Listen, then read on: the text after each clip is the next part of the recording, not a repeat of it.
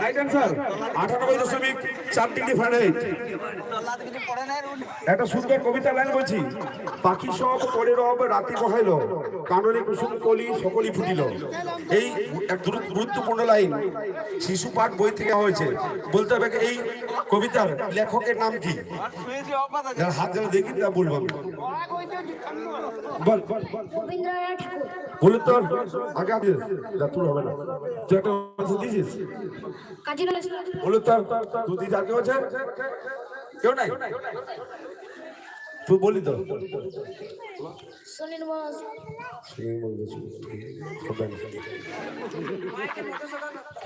করেছিল গর্ত হইল না।